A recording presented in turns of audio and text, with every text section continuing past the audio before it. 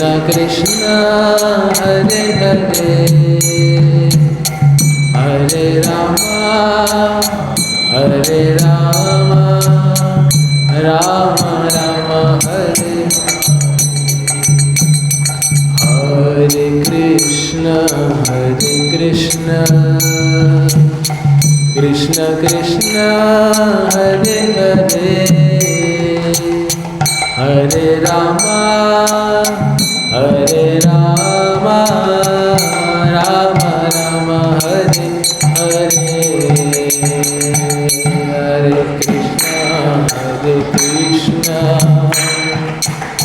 Krishna Krishna Hare Hare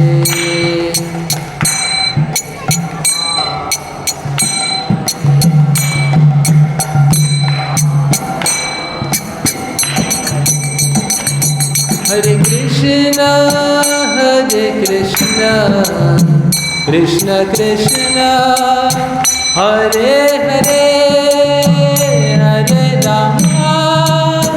Hare Rama Rama Rama Hare Hare Hare Krishna Krishna Krishna Hare Hare Hare Rama Rama Rama Hare Hare Hare Krishna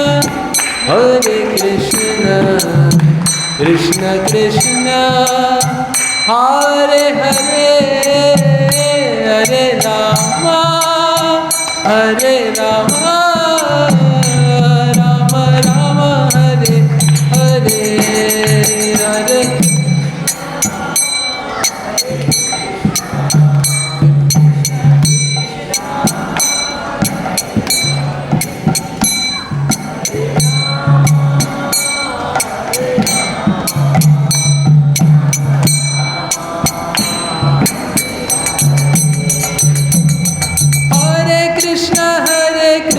Krishna Krishna Hare Hare Hare Rama Rama Rama Hare Hare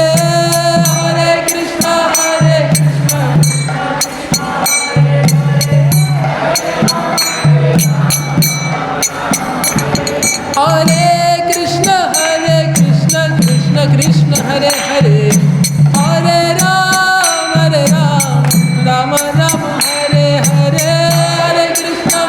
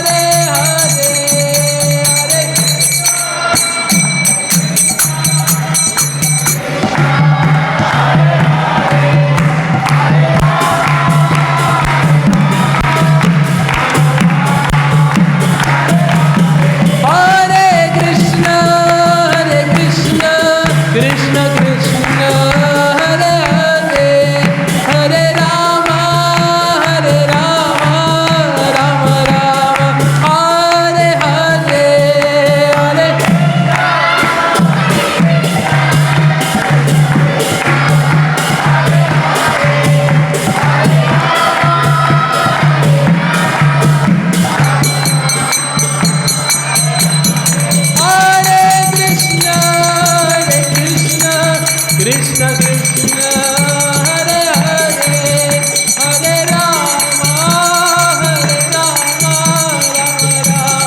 Hare Hare Hare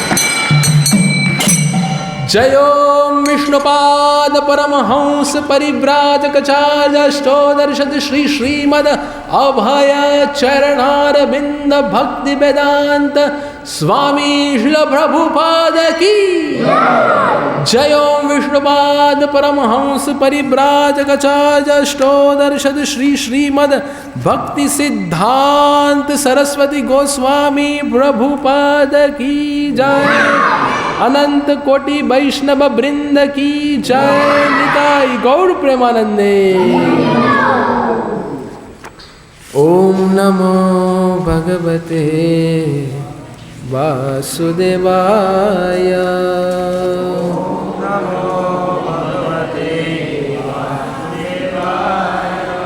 ओम नमो भगवते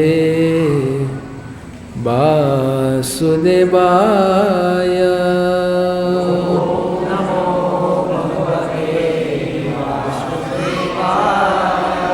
ओम नमो भगवते वासुदेवाय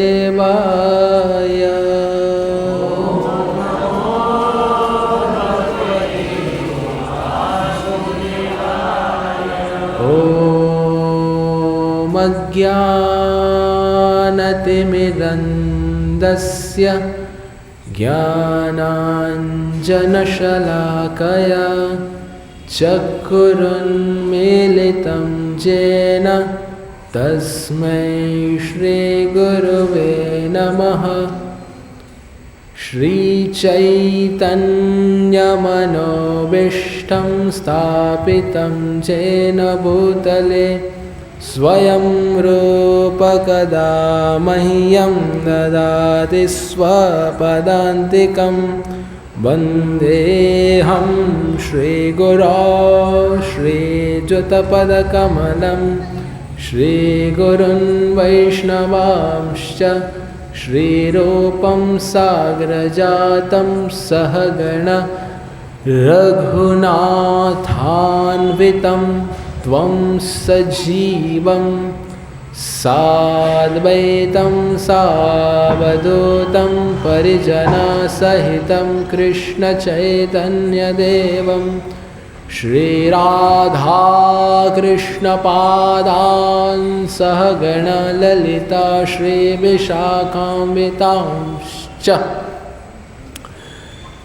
जय श्री कृष्ण चैतन्य प्रभु नित्यानंद श्री अद्वैत गदाधर श्रीवासदि गौर भक्तवृंद। हरे कृष्ण कृष्ण कृष्ण हरे हरे हरे राम राम राम हरे हरे हरे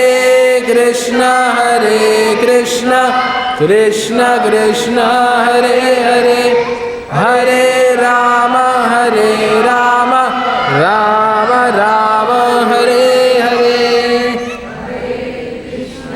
हरे कृष्ण कृष्ण कृष्ण हरे हरे हरे राम राम हरे हरे।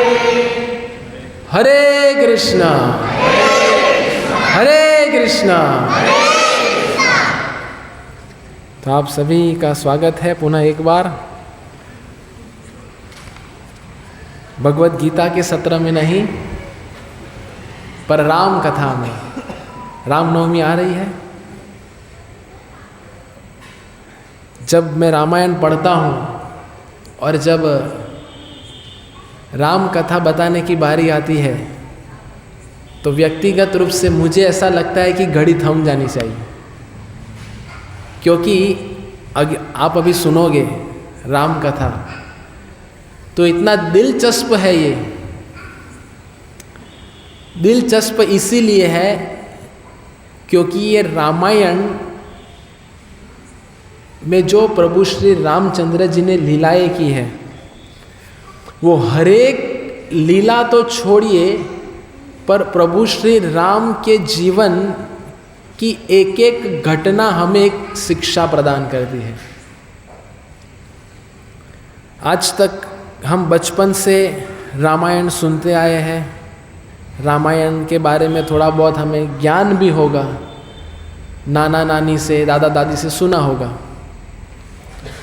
पर सिर्फ ऊपर ऊपर से सुना है कि राम जी थे, लक्ष्मण जी थे, सीता जी थे, हनुमान जी थे, लंका गए थे, सीता माता का अपहरण हो गया था, है ना, फिर युद्ध हुआ, सीता माता को पुनः लेके आइए, इत्यादि इत्यादि बहुत सारी बातें। पर जब वैष्णव आचार्य जो हमारे संप्रदाय में हो गए, या फिर हम कहें श्री संप्रदाय में हुए, वो जब ऐसे ग्रंथों के ऊपर अपनी उत्प्रेक्षाएं प्रदान करते हैं, उत्प्रेक्षा मतलब वो बताते हैं, क्योंकि भगवान के द्वारा शक्ति संचारित होते हैं आचार्य, तो वो हमें इन ग्रंथों के माध्यम से, पूरी रामायण की लीला के माध्यम से शिक्षा देते हैं हमें। तो आज हम रामायण के साथ साथ हर एक एक लीला लेंगे और लीला से कुछ शिक्षा लेने का प्रयत्न करेंगे, क्योंकि शिक्षा के बिना हमारा जीवन तो व्यर्थ है। जैसे भगवत गीता में भगवान कहते हैं, यदा यदा ही धर्मस्य ग्लानिर्भवति भारत अभ्युत्थानमधर्मस्य तदात्मानं सृजाम्यहम् परित्राणाय साधूनां विनाशाय च दुष्कृतां धर्म संस्थापनार्थाय संभवामि जुगे जुगे। भगवान कहते हैं ये श्लोक में कि मैं हरेक युग में आता हूँ। इतना पता है सबको? कितने 5 युग हो गए टोटल, कुल मिला के 5 युग है। कितने हैं? 6 4 पक्का? कौन कौन से? वेदु?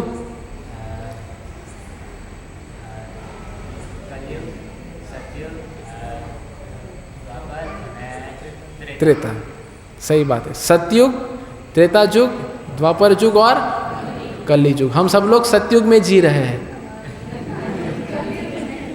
चलो इतना तो पता है, कम से कम इतना तो हमें पता है कि हम सब लोग कलयुग में हैं। तो हम जो कलयुग के हुए हैं, तो कलयुग में हम सब लोग बीमार हैं और हमारी बीमारी की दवाई है राम रसायन।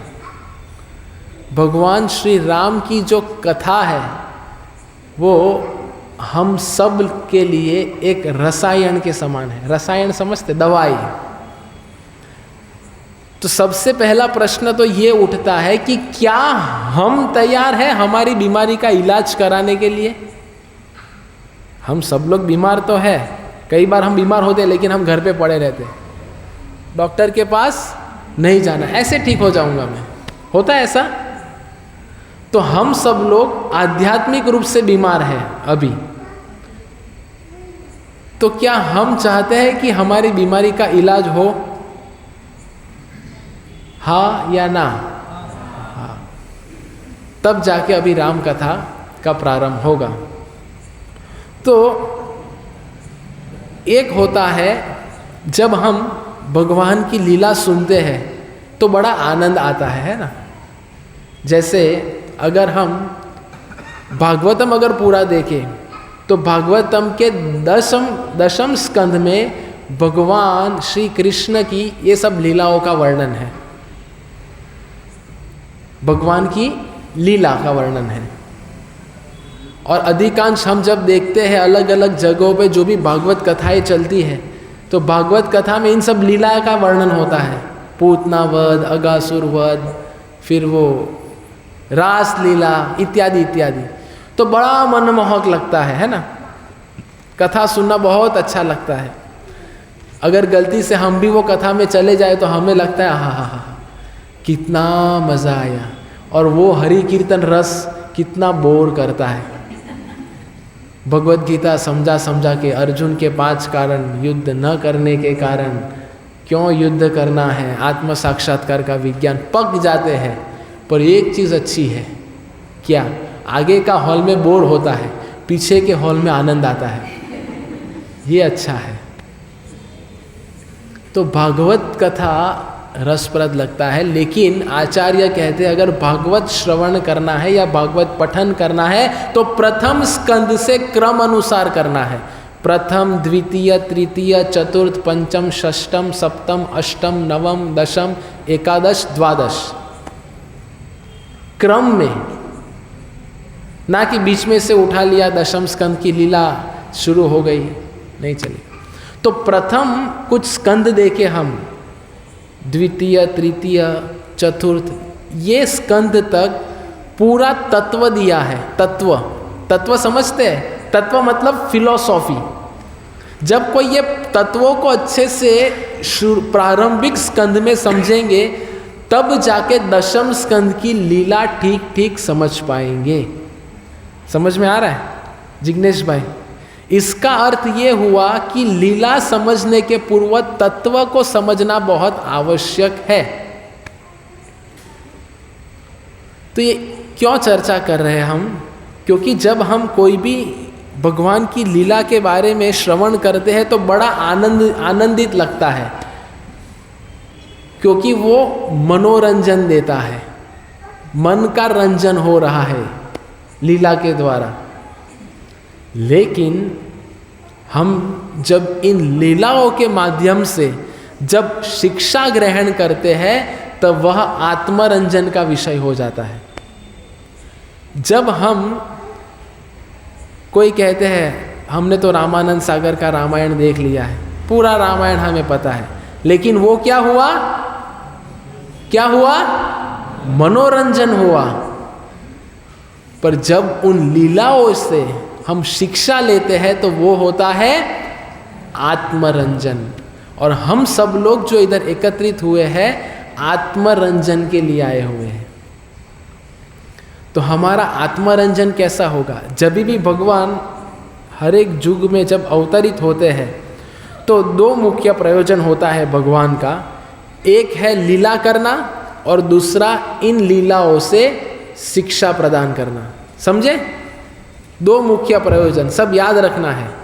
भगवान के अवतरित होने के 2 मुख्य प्रयोजन है, एक है लीला करना और दूसरा इन लीलाओं से शिक्षाओं को लेना। तो लीला हमें मनोरंजन प्रदान करती है और शिक्षा हमें आत्मरंजन प्रदान करती है। तो रामायण प्रारंभ करने के पूर्व हम भगवत गीता से कुछ देखने का प्रयत्न करें कि कैसे भगवत गीता और रामायण, इन दोनों, ये तो 2 ग्रंथ हैं, वो परस्पर एक दूसरे से संलग्न है। कैसे? जैसे भगवत गीता तो हमें मूल अभी पता हो गई है। भगवत गीता अगर हम देखें तो युद्ध के प्रारंभ में अर्जुन विलाप कर रहे थे, बराबर? युद्ध के प्रारंभ में अर्जुन विलाप कर रहे हैं कि ये सब लोग मेरे स्वजन हैं, हत्वा स्वजन माहवे, ये मेरे गुरु वर्ग है, सभी मेरे ही लोग हैं, सब अपने वाले हैं, ये सब मेरे लोग हैं, तो इन सब लोग को मैं कैसे युद्ध करके इनके प्राण ले लूं। तो युद्ध के पूर्व में अर्जुन ग्लानि का अनुभव कर रहे थे हृदय में, और युद्ध के पश्चात युधिष्ठिर महाराज ग्लानि का अनुभव कर रहे हैं। दो पहलू समझ में आ रहा है आपको? अभी क्यों ये भगवत गीता की चर्चा कर रहे हैं वो भी आगे आएगा। आपको ये पूरी राम कथा में ध्यान देना पड़ेगा। युद्ध के पूर्व अर्जुन विलाप कर रहे हैं, युद्ध के पश्चात युधिष्ठिर महाराज विलाप कर रहे हैं। अर्जुन का विलाप इसीलिए है कि मैं इन सब लोग को कैसे मारूं, और युधिष्ठिर महाराज का विलाप इसीलिए है कि देखो दुर्योधन राजगद्दी संभाल रहे हैं। अब तक युद्ध जब तक हो रहा था तब तक दुर्योधन संभाल रहे थे।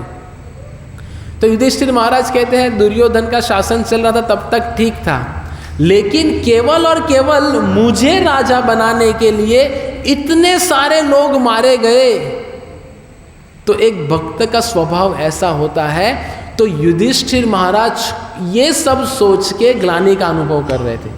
तो इन दोनों के जो गुरु हैं, युधिष्ठिर महाराज, अर्जुन, मतलब पांडवों के जो गुरु थे, कौन थे? हाँ, ये तो थे, पर विशेष करके धौम्य मुनि। महाभारत में अगर देखें तो धौम्य मुनि उनके गुरु थे। तो धौम्य मुनि ने कहा कि ये जो आप दोनों विलाप कर रहे हैं, अर्जुन, युधिष्ठिर, मैं आपको एक वृत्तांत बताऊंगा। अगर आप ये वृत्तांत सुनोगे तो आप जीवन में कभी विलाप नहीं करोगे। आप सुनना चाहते हैं? ऐसे मरे हुए के जैसे बोल रहे हैं। ऐसा उत्साह होना चाहिए कि भाई मुझे भी आनंद आना चाहिए बताने के लिए।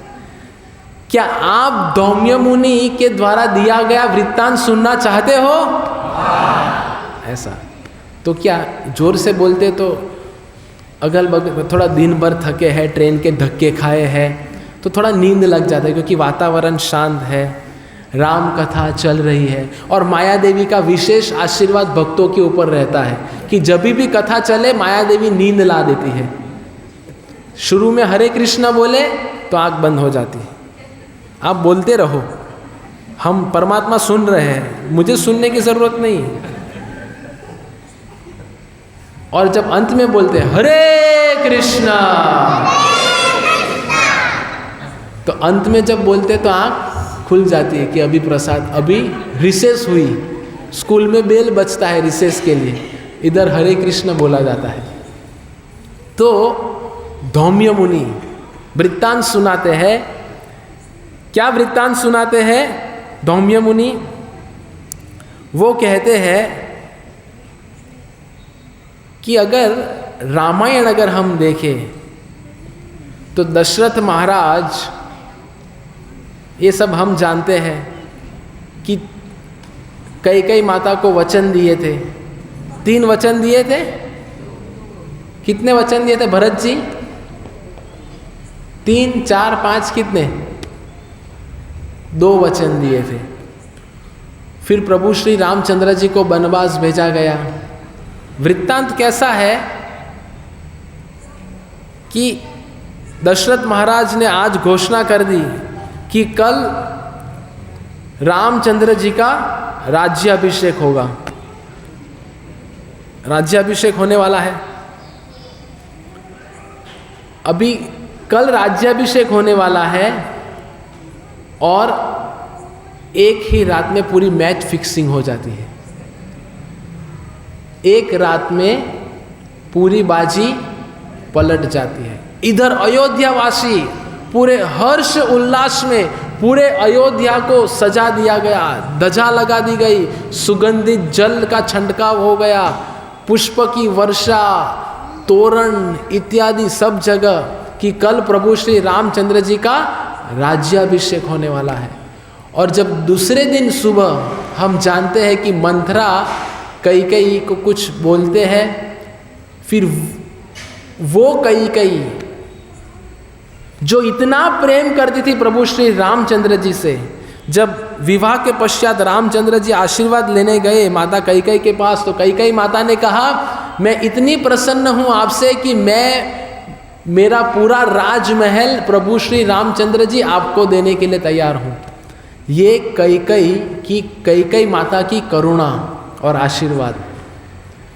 लेकिन जब मंथरा से सुना तो वही कैकेयी माता ने प्रभु श्री रामचंद्र जी को वनवास के लिए भेज दिया। हालांकि ये सब भगवान की लीला है, पर बताने का उद्देश्य क्या है कि हम किन से श्रवण करते हैं वो बहुत मायने रखता है। सबसे पहली शिक्षा आज के सत्र की, कई बार हम भक्तों के संग में भी आते हैं, तो भक्त के संग में भी हम किन से श्रवण कर रहे बहुत मायने रखता है।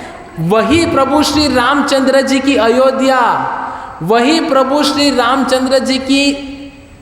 रामचंद्र जी का परिवार, उसी परिवार में एक मंथरा नामक एक माता जी, उनसे श्रवण किया, प्रभु श्री रामचंद्र जी को वनवास जाना पड़ा।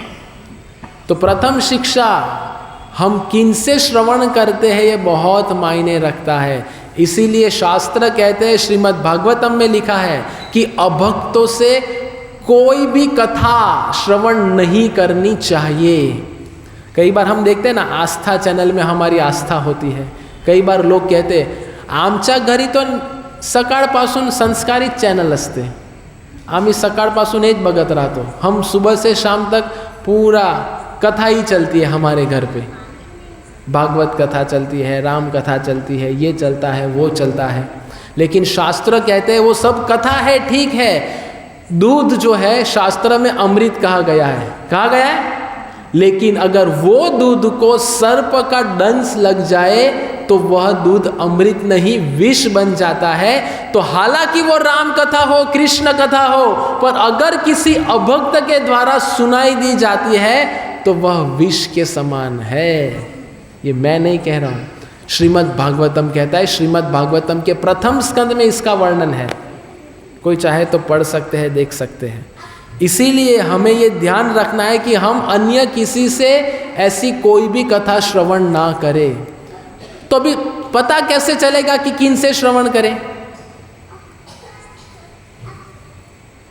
हम बहुत आज सोशल मीडिया का जो बोलबाला चल रहा है इतना, तो सोशल मीडिया में हम देखते हैं कितने सारे लोगों का आ जाता है ना। वृंदावन के कई सारे बाबा आ जाते हैं, आजकल तो बहुत सारे बाबा प्रचलित है।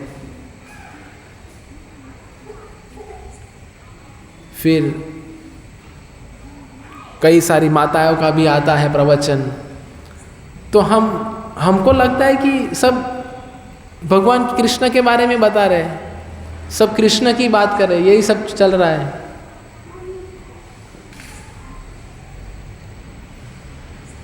तो श्रवण करते वक्त बहुत ध्यान रखना है।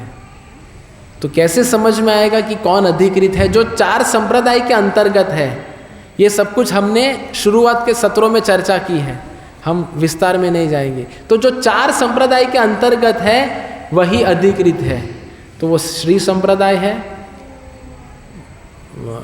मध्व संप्रदाय है, रुद्र संप्रदाय है और गौड़ीय। हाँ, श्री संप्रदाय, मध्व संप्रदाय, रुद्र संप्रदाय और कुमार संप्रदाय, ये 4 संप्रदाय अधिकृत संप्रदाय है।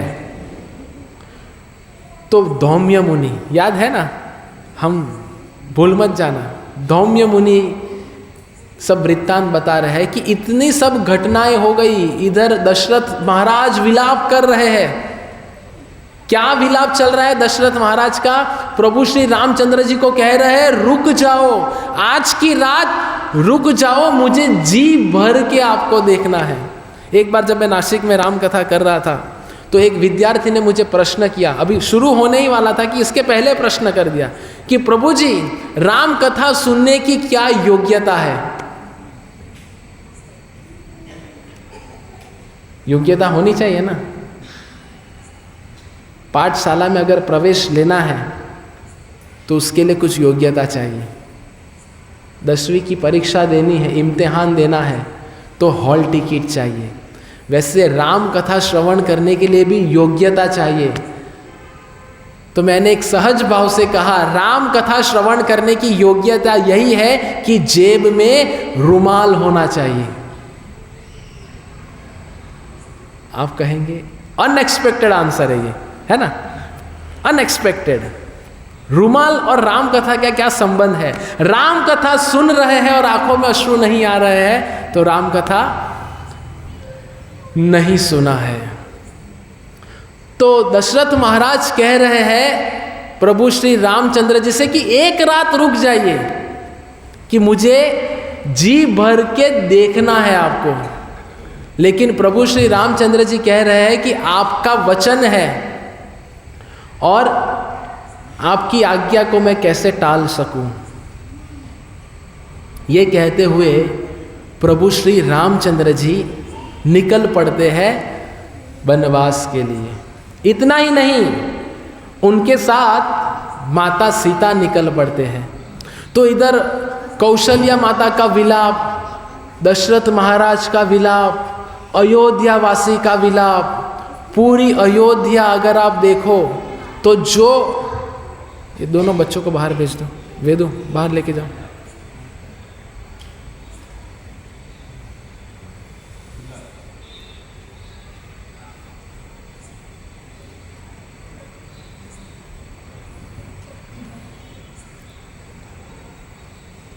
इनका विलाप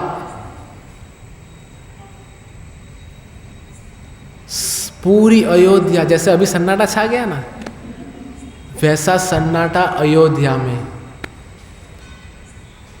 तो इतना विलाप चल रहा था।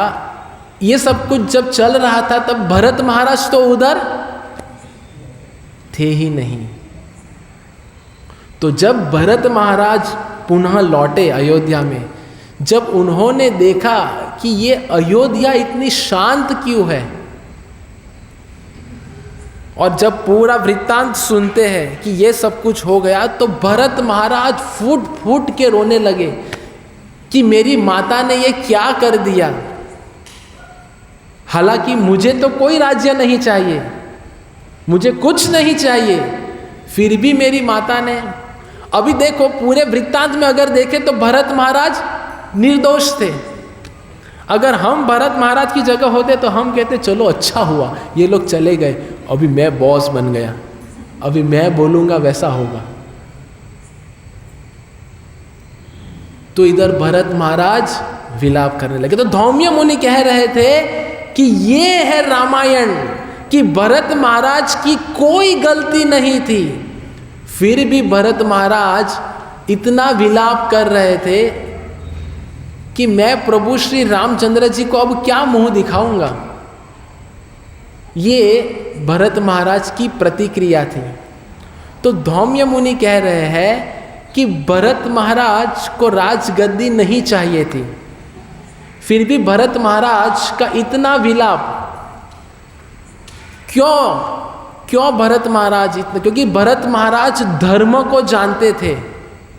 अभी भरत महाराज कैसे धर्मात्मा है ये हम आगे देखेंगे, पर इसके पूर्व ये धौम्य मुनि का वृत्तांत समाप्त कर देते हैं। तो धौम्य मुनि कह रहे हैं कि भरत महाराज धर्मात्मा थे, धर्म को जानते थे, इसीलिए भरत महाराज की ये प्रतिक्रिया थी। तो जो कोई व्यक्ति धर्म को जानता है तो वो कभी हृदय में ग्लानि नहीं रखेगा, क्योंकि ये जो महाभारत का युद्ध चल रहा है, अभी वापस से आ जाओ अर्जुन और युधिष्ठिर महाराज पे, है आप सब लोग मेरे साथ। तो धौम्य मुनि ने कहा युधिष्ठिर महाराज और अर्जुन से कि आप विलाप ना करें, ये पूरे महाभारत का आयोजन केवल और केवल भगवान के इस युग में जो अवतरण हुआ है उनको सार्थक करने के लिए हुआ है। क्योंकि अगर आप युद्ध नहीं लड़ोगे, अगर धर्म की स्थापना नहीं होगी, तो भगवान के आने का प्रयोजन विफल हो जाएगा। क्योंकि अगर मानो दुर्योधन ही राजा रहेंगे तो जैसी राजा वैसी प्रजा, और दुर्योधन कैसे राजा थे? द्रौपदी का वस्त्रहरण किया था। अधर्म है ये, और अधर्म राजा को जब प्रजा देखेगी तो पूरी प्रजा भी कैसे बन जाएगी? अधर्मी बन जाएगी। तो इसीलिए भगवान की इच्छा है, धर्म की स्थापना करनी है, आप राजा बनो, और अगर आपको एक राजा के नाते लोग देखेंगे तो पूरी प्रजा धर्मात्मा हो जाएगी। तो जब ये वृत्तांत युधिष्ठिर महाराज और अर्जुन सुनते हैं तो वो कहते हैं अगर भरत महाराज का जीवन चरित्र देखा जाए तो हमारी ग्लानि तो कुछ भी नहीं, क्योंकि हम तो धर्म के नाते लड़ाई कर रहे हैं, युद्ध कर रहे हैं, लेकिन भरत महाराज तो पूरे निर्दोष थे। ये है रामायण कि हमारी कई बार क्या होता है, वैष्णवों के संग में जब हम आते हैं और कुछ होता है तो सही गलत के ऊपर झगड़ा चलता है। मैं सही हूँ, ये गलत है, ये सही है, वो गलत है। लेकिन वैष्णविज्म जो है वो सही और गलत से परे है।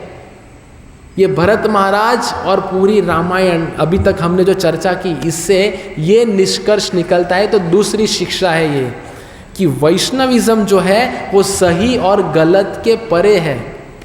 हालांकि रामचंद्र जी की कोई गलती नहीं थी, भरत महाराज की कोई गलती नहीं थी, फिर भी भरत महाराज इतना पश्चाताप कर रहे हैं। अगर भरत महाराज चाहते तो कह सकते थे कि मेरी क्या गलती, मैंने थोड़ी कुछ किया, मैंने थोड़ी रामचंद्र जी को भेजा, मैंने थोड़ी आदेश दिया, कह सकते थे भरत महाराज। पर भरत महाराज ने कुछ नहीं कहा, केवल और केवल पश्चाताप किया। तो भगवान की कृपा वैष्णवों के जीवन में तब आएगी जब वैष्णव नम्र बन के भगवान के चरणों का सहारा ले, जैसे भरत महाराज ने इतनी ये पूरी घटना में केवल और केवल प्रभु श्री रामचंद्र जी के चरणों का सहारा लिया।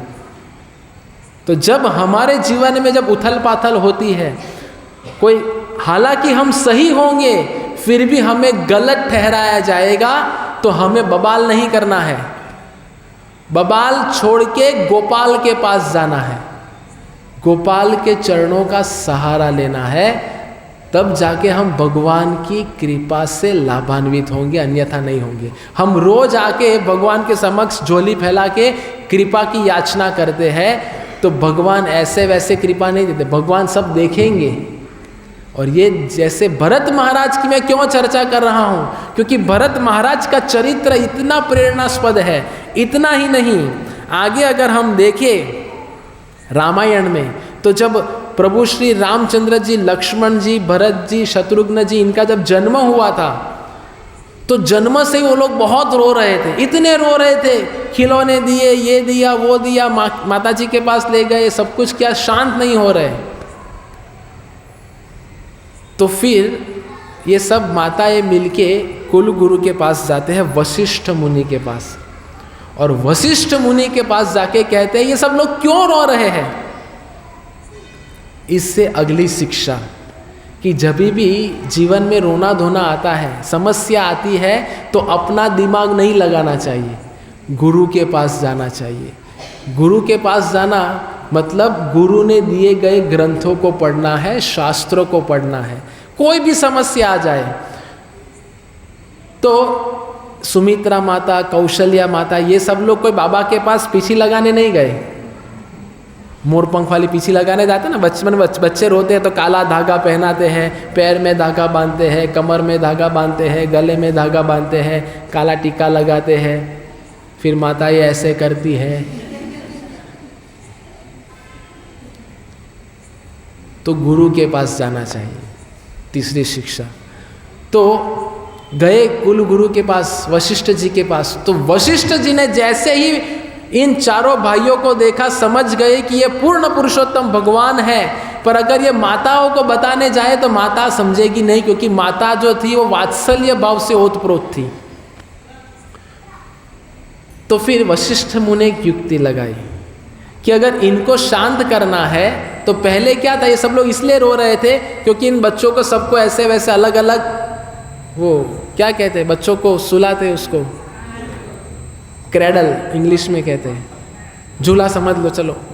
तो उसमें ऐसे ऐसे झुला रहे थे, अलग अलग सबके चार थे, तो सब लोग रो रहे, कोई शांति नहीं हो रहा। तो इससे अगली शिक्षा प्रदान हो रही है, जो वशिष्ठ जी कह रहे हैं कि लक्ष्मण जी को प्रभु श्री रामचंद्र जी के साथ रखा जाए और शत्रुघ्न को भरत जी के साथ रखा जाए। और जब ऐसे दोनों का टीम बना दिया तो सब चारों के चारों शांत हो गए। तो बचपन से ही लक्ष्मण जी दासत्व भाव को स्वीकार कर रहे हैं कि मेरा अगर कुछ अस्तित्व है तो केवल प्रभु श्री रामचंद्र जी के साथ में है, और शत्रुघ्न जी कह रहे हैं कि अगर मेरा कुछ अस्तित्व है तो केवल भरत महाराज के साथ में है। तो ये अगली शिक्षा कि हमारी अगर कुछ, हमारी तो कुछ पहचान नहीं है वैष्णव समाज में, हमारी एक ही पहचान है, जीवेर स्वरूप होय कृष्णेर नित्य दास। हमारी एक ही पहचान है कि हम भगवान के दास हैं। लेकिन हम मंदिर में आते तो बॉस बन के आते हैं, मैं टेम्पल कमांडर हूँ, मैं किचन में हेड कुक हूँ, मैं जो कहूँगा वही होना चाहिए। या कोई भी सेवा ले लीजिए, मानो कोई हार बना रहा है तो एक माता जी कहेगी ये फूल डालना चाहिए, वो बोलेगी नहीं नहीं इसकी जगह पे ये डालेगा तो अच्छा रहेगा, तो फूलों फूलों में झगड़ा हो जाता है। या रसोई बनाना है तो कोई माता जी कहेगी, क्षमा कीजिए माता जी नहीं, जो भी बना रहे हैं, तो कोई कहेगा ये डालना चाहिए, कोई कहेगा ये करना चाहिए। तो फिर अगर मानो कोई व्यक्ति, कोई दूसरे ने रसोई बनाई और अगर दूसरा कुक अगर उसको चेक करता है तो कहे काई मजा ना था होती, आनी जगह जो ऊँ बनाते ना, अगर इनकी जगह पे मैं होता ना लोग उंगली भी खा जाते। तो हम कहते इसीलिए आपको बनाने नहीं दिया, उंगली तो बचनी चाहिए ना अगले बुधवार के लिए। तो ऐसा जब वैष्णवों के समाज में होता है तो हम बॉसगिरी करने के लिए नहीं आए, हमें इधर दास बनना है। तो कई बार वैष्णव समाज में, अभी तो हमारा एक ग्रुप छोटा है, बड़े बड़े उत्सवों में आएंगे, सेवा दी जाएगी, कोई बोलेगा बवाल हो जाते, कोई सेवा के लेके चिल्ला देता है ये सर्विंग ऐसा नहीं करना चाहिए, ऐसा होना चाहिए, ये सेवा ऐसी नहीं होनी चाहिए, ऐसी होनी चाहिए। तो हम कहते अरे बाप रे, ये इसको वैष्णव कहते हैं, ये वैष्णव है। बाहर भी ऐसा चलता है, अंदर भी ऐसा चलता है, तो क्या फायदा इधर आने का, ऐसा मन में होता है। लेकिन ये समझ लेना है कि बाहर बॉस की गाली खाते हैं इसके लिए, वो हम डैश डैश भी खा लेते हैं बाहर। लेकिन वैष्णव समाज में जब वैष्णवों की डांट फटकार मिलती है ना, तो उनसे गुरु और भगवान की कृपा आती है, ये समझ लेना है। तो हमेशा नम्र बन के रहेंगे ना, जीवन में कोई समस्या नहीं आएगी। इसीलिए देखो ये जो चंपा का वृक्ष है, ऐसा ऐसा टेढ़ा मेढ़ा है, ऐसा ही यथारूप है, लेकिन इसकी जगह पे अगर कोई सीधा वृक्ष रहेगा, आप कभी भी देखना जंगल में जो सीधे वृक्ष है उसको पहले काट दिए जाते हैं, तो जो ऐसे अकड़ के खड़े हैं वो पहले कटे जाएंगे। या आंधी तूफान आएगी तो जो ऐसे वृक्ष खड़े हैं सीधे एकदम वर्षों से ऐसे, और तूफान आएगा, आंधी आएगा, वो वृक्ष वैसे पहले गिर जाएंगे। लेकिन अगर आम का वृक्ष है, नीम का वृक्ष है, बटब वृक्ष है, वो कभी नहीं गिरेंगे। देखना आप नीलगिरी, क्योंकि मैंने देखा है मेरी आंखों से। मैं जब नासिक में था तो मैं जो कम आश्रम में रहता था, मेरी खिड़की के समक्ष नीलगिरी के वृक्ष थे। तो इतना अच्छा लगता था जब पवन आता था, हवा चलती थी तो उसका मंद मंद सा आवाज़ आता है, आवाज़ के साथ साथ हवा आती है। तो एक दिन बहुत तूफान आया और धड़ाम करके वही वृक्ष गिर गए जो सीधे थे वो, लेकिन इसके बगल में जो बाकी ऐसे वैसे वृक्ष थे वो सब यथारूप थे। तो जो कोई अकड़ के रहेगा वैष्णव समाज में वो पहले गिर जाएगा, लेकिन जो नम्र रहेगा वो लंबी रेस का घोड़ा बनेगा। तो वशिष्ठ मुनि ने इन सब ये जो बताया कि राम जी को लक्ष्मण के साथ रखा जाए, लक्ष्मण जी को रामचंद्र जी के साथ में, शत्रुघ्न जी को भरत जी के साथ में रखा जाए, पूरा माहौल शांत हो गया। तो ये था वृत्तांत। तो हम जो चर्चा कर रहे थे, धौम्य मुनि ने जो कहा भरत महाराज के बारे में, तो जब रामचंद्र जी वनवास चले गए,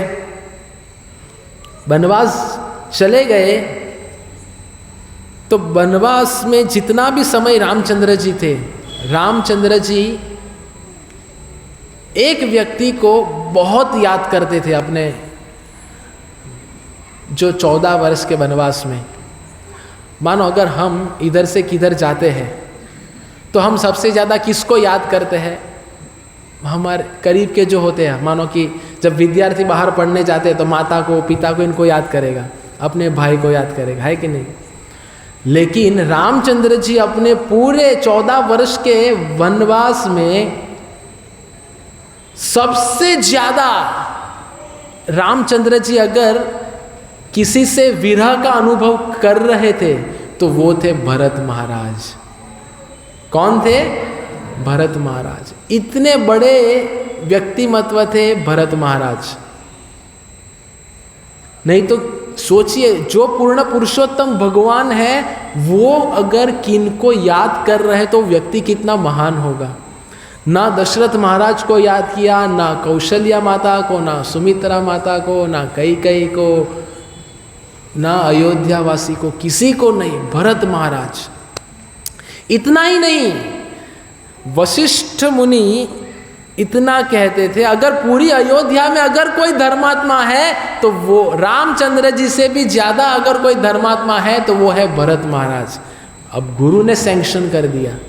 एक तो देखो भगवान याद कर रहे हैं, दूसरे गुरु ने बता दिया कि वशिष्ठ महाराज रामचंद्र जी से भी ज्यादा अधिक धर्मात्मा। ये सब वृत्तांत दक्षिण भारत के एक आचार्य ने जो रामायण लिखी है, जिनका नाम है कंब रामायण, कंब रामायण में है ना प्रभु जी, कंब रामायण में इनका वर्णन आता है। और आगे अगर आप सुनोगे कि जब प्रभु श्री रामचंद्र जी ने जो बाली को तीर चलाया, छुप के तीर चलाया, है ना, तो जब बाली ने देखा कि रामचंद्र जी ने मुझे तीर मारा है छुप के, अगर मानो हमें कोई, मानो मैं इधर बैठा हूं, कोई पीछे से मुझे मार के जाता है तो मैं देखूंगा और मैं, समझ में नहीं आता क्या, सीधा मैं उसको ऐसा बोल सकता हूं। तो वाली भी कह सकते थे कि क्या प्रभु आप भी, लेकिन वाली ने क्या कहा जानना चाहते हैं? वाली ने ये शब्द कहे कि भरत महाराज के भाई होते हुए आप पीछे से वार कर रहे हो। सीधा रामचंद्र जी का संबोधन नहीं किया, वाली कहे भरत महाराज के भाई होते हुए भी आप पीछे से वार कर रहे हो। इसका अर्थ कि रामचंद्र जी से भी ज्यादा भरत महाराज की ख्याति है।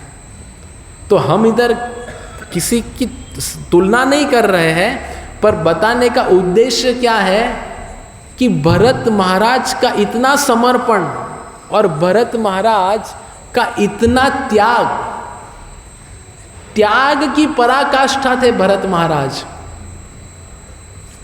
और ये पराकाष्ठा को इतना पार कर चुके थे वो, इसीलिए भगवान की नजरों में वो पूजनीय बने। वैष्णवों के समाज में सब लोग चाहते हैं कि भगवान कृष्ण की पूजा हो, लेकिन भगवान हमेशा ये ढूंढते हैं कि मेरी नजरों में कौन पूजनीय बनना चाहता है। तो अगर हम भी भरत महाराज के पद चिन्हों पे चलते हुए ये समर्पण, ये त्याग भक्ति के लिए देंगे तो हम भगवान की कृपा के पात्र बनेंगे। ये अगली शिक्षा है कि भक्ति के लिए आवश्यक है समर्पण और त्याग। समर्पण और त्याग के बिना भक्ति संभव नहीं है। कोई व्यक्ति पूरा भोगवादी है, भोग कर रहा है, चलचित्र भी देख रहा है, बाहर भी खा रहा है, सब कुछ चल रहा है, बाहर की दुनिया में ज़्यादा रस ले रहे हैं, और फिर इधर हफ्ते में एक बार आके हरे कृष्ण कर रहे हैं, फिर बोलेंगे मैं तो 2 वर्ष से आ रहा हूँ, कुछ भी नहीं हुआ। कैसे होगा? हमारा त्याग क्या है? हमने भगवान के लिए छोड़ा ही क्या है? हमारा समर्पण ही क्या है भगवान के लिए? अगर हम भरत महाराज को देखें, ऐसे त्याग की पराकाष्ठा, ऐसा समर्पण प्रभु श्री रामचंद्र जी के चरणों में, इसीलिए वो सराहनीय है। और आगे करें, आगे आ जाए तो भी जो वनवास चल रहा था, तो अभी अयोध्या से जस्ट निकलना प्रारंभ किए थे प्रभु श्री रामचंद्र जी, और सुमंत्र जो थे वो उनके रथ को चला रहे थे, क्योंकि अयोध्या के वन जब एक सरयू नदी के तट तक उनको छोड़ना था। तो रामचंद्र जी कह रहे सुमंत्र से कि रथ को जल्दी चलाओ, लेकिन दशरथ महाराज कह रहे कि मैं अभी भी राजा हूं, मेरा आदेश है कि रथ धीरे चलाओ। प्रभु श्री रामचंद्र जी जानते थे कि अगर रथ धीरे धीरे जाएंगे मेरे पिताजी और विलाप करेंगे और यातना। इधर भरत महाराज फूट फूट के रो रहे हैं रामचंद्र जी के वियोग में। तो प्रभु श्री रामचंद्र जी जो परम सत्य है ना, भगवान परम सत्य, इधर देखो 6 ऐश्वर्य में लिखा है परम सत्य है भगवान। सत्यम सत्यम पुनः सत्यम हरेर्नामैव केवलम। अहो दुःखं महादुःखं सर्वं मायामयं जगत्। सत्यं सत्यं पुनः सत्यं हरेर्नामैव केवलम। तो जो परम सत्य है प्रभु श्री रामचंद्र जी वो सुमंत्र को कहते हैं, अगर दशरथ महाराज राजा के नाते अगर आपको आदेश दे रहे कि रथ को धीरे चलाओ, फिर भी आप रथ को जोर से चलाना, और जब दशरथ महाराज कुछ कहे तो उनको झूठ बोलना कि मुझे सुनाई नहीं दिया था। तो जो परम सत्य भगवान है वो कह रहे हैं कि झूठ बोलो, है ना विरोधाभास। तो जब ऐसा होता है तो जो मायावादी लोग हैं वो पकड़ लेते इसको कि ऐसे ये थोड़ी भगवान है जो झूठ बोलने के लिए कह रहे हैं। ऐसे आगे हम रामायण की चर्चा करेंगे तो आगे और बहुत वृत्तांत आएंगे। जैसे अभी आजकल बड़ा प्रचलन चल रहा है कि हमें राम के जैसा पति नहीं चाहिए, रावण के जैसा भाई चाहिए। राम के जैसा पति नहीं चाहिए। सुना है आप लोगों ने? ऐसा नहीं सुना है तो अच्छी बात है, नहीं सुना है तो सुन लीजिए, ऐसा बाहर मार्केट में चलता है। इसका जवाब देंगे अगले सत्र में, तब तक आपको धैर्य रखना पड़ेगा क्योंकि ये प्रश्न मैंने पहले ही डाल दिया। तो इधर परम सत्य प्रभु श्री रामचंद्र जी कह रहे हैं सुमंत्र से कि झूठ बोलना। तो इससे अगली शिक्षा मैं अभी गिनती नहीं कर रहा हूं क्योंकि इतनी शिक्षा आएगी आप शायद याद भी नहीं रख पाओगे और आप पालन भी नहीं कर पाओगे, मुझे पता है, क्योंकि हम सब ऐसे ही आ रहे सुन रहे हैं, वापस से हम प्रवचन सुनते भी नहीं। YouTube पे सुनना चाहिए, घर पे बैठ के ऐसे कागज और पेन लेके लिखना चाहिए सब कुछ, तब जाके लिखोगे तो दिल में आएगा, नहीं लिखोगे तो बाष्पीभवन हो जाएगा। तो अगली शिक्षा ये है कि अगर कोई सत्य बोलने से अगर किसी व्यक्ति को दुख हो रहा है, उससे अच्छा झूठ बोल के उनके हृदय को सहलाया जाए।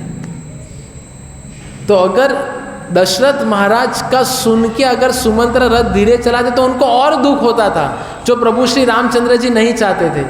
तो दशरथ महाराज को कम दुख हो, इसीलिए परम सत्य भगवान ने कहा कि झूठ बोलिए। और आगे क्या होता है कि सीता माता अभी धीरे धीरे वन की ओर प्रवेश कर रहे हैं। सीता माता बार बार प्रश्न कर रहे प्रभु श्री रामचंद्र जी से कि वन कब आएगा। अभी अयोध्या में ही घूम रहे हैं, विचरण कर रहे हैं, क्योंकि क्या हुआ था कि रथ जब निकल गया तो कुछ समय के पश्चात रात्रि हो गई। अभी रथ के पीछे सब अयोध्यावासी भी जा रहे थे। अभी रथ चल रहा है, सब अयोध्यावासी रो रहे हैं, पूरा रथ आगे बढ़ रहा है, सब अयोध्यावासी ऐसे रथ को पकड़े हुए हैं कि प्रभु श्री रामचंद्र जी नहीं जाने चाहिए। ये चलते चलते एक तट पे पहुँचे, रात्रि हो गई, सब लोगों ने उधर ही विश्राम कर दिया। और विश्राम किया, तो आधी रात को प्रभु श्री रामचंद्र जी उठते हैं, सुमंत्र को उठाते हैं। सुमंत्र कौन है? रथ चलाने वाला। उनको कहते हैं कि रथ को अयोध्या की ओर पुनः ले जाओ। और राम, लक्ष्मण और सीता उधर से ही आगे अपनी पद यात्रा शुरू करते हैं। तो क्यों प्रभु श्री रामचंद्र जी ने कहा पुनः अयोध्या की ओर लेके जाओ? क्योंकि जब सुबह अयोध्यावासी उठेंगे और देखेंगे कि रथ के पहिए का निशान किधर है, और वो जब देखेंगे कि रथ के पहिए का निशान अयोध्या की ओर जा रहा है, तो वो सब लोग अयोध्या लौटेंगे मुझे पाने के लिए। तो वो सब लोग उनके साथ, प्रभु के साथ ना आए, इसीलिए प्रभु रात ही रात माता सीता लक्ष्मण जी के साथ निकल पड़े। सीता माता बार बार प्रश्न कर रही है, प्रभु वन कब आएगा, प्रभु वन कब आएगा। अभी हमें ये सुन के इतना कुछ भी नहीं लग रहा है कि क्या बड़ी बात है। अभी वो सीता माता जनक महाराज के राजमहल में पली बड़ी है, और वो सीता माता ने कभी जीवन में सूर्य देव को देखा नहीं, मतलब कभी महल से बाहर नहीं गई, इतना राजसी ठाठ था। और अब जब सीता माता जब पद यात्रा में निकले हैं, तो जब सुबह होते ही जब सूर्य का उदय होता है, और वो सूर्य की किरणें जब सीता माता के मुखारविंद पे जब आती है, तो लाल लाल उनका वर्ण हो जाता है, क्योंकि कभी सीता माता ने धूप भी नहीं देखी थी। ये सीता माता जो राज ठाट में रही हुई थी, इतना राजसी ठाट था, घर पे सब सेवक सेविकाएं थी, वो सीता माता प्रभु श्री रामचंद्र जी के साथ, इसको कहते हैं कि पत्नी को हमेशा पति के अनुरूप चलना चाहिए। आज जो समाज में चल रहा है स्त्री स्वतंत्रता, कि आज नारी भी सब कुछ कर सकती है, कर लो दुनिया मुट्ठी में, ऐसा नहीं है। तो ये समर्पण होना चाहिए, माता सीता बता रही है। तो सीता माता जा रही है प्रभु श्री रामचंद्र जी की, और वो भी नंगे पांव। सोचिए, और कभी जीवन में वन तो देखा ही नहीं सीता माता ने, केवल महल ही महल देखे थे, कभी वन देखा नहीं। तो सीता माता को पता ही नहीं था कि वन कैसा दिखता है, वन क्या होता है, इसलिए बार बार प्रश्न कर रही है कि वन कब आएगा, वन कब आएगा, वन कब आएगा।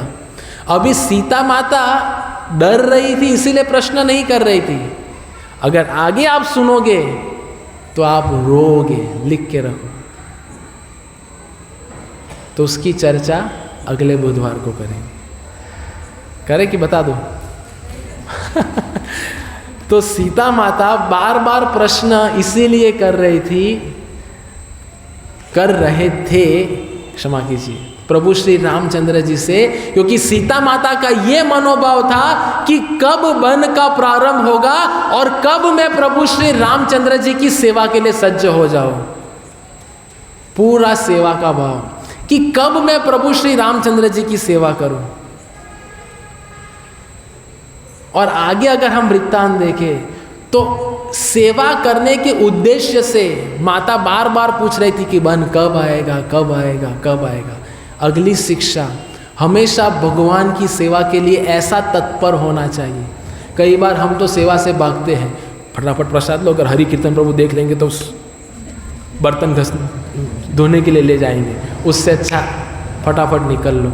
और कई बार हम हमारे कंफर्ट जोन में इतना आ जाते हैं, अरे कौन उधर से इधर आएगा, अरे कौन इतना कार्य के लिए आएगा, इतनी सेवा के लिए कौन ये करेगा।